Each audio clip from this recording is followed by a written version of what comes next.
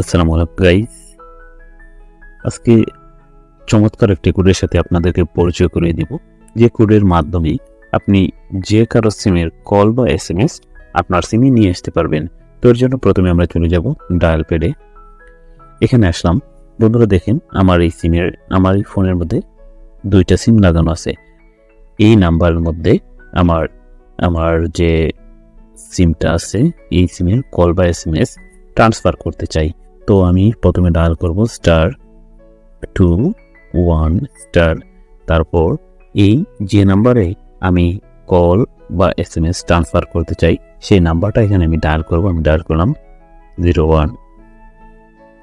তো আমি এই নাম্বারের মধ্যে আমার এই সিমে কল এসএমএস ট্রান্সফার করতে চাই। তো আমি এখানে নাম্বারটা লিখে হ্যাশ দিয়ে দিব। তারপর এই যে কল অপশনটাতে ক্লিক করব। ক্লিক করার পরে এই যে রবি, এই সিমের কল বা এসএমএস আমি ওই নাম্বারে ট্রান্সফার করতে চাই, এই জন্য আমি এটাতে ডায়াল করে দেব।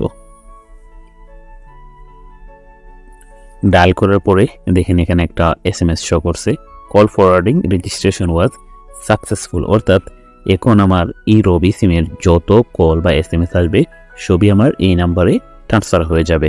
তো আপনি যদি আপনার প্রিয়জন বা বন্ধুবান্ধব কারোর উপর নজরদারি রাখতে চান, তাহলে এই সিস্টেমে আপনি শুধু নাম্বারটা ডায়াল করে তাদের সিমের কল এসএমএস সবগুলোই আপনার সিমে নিয়ে আসতে পারবেন।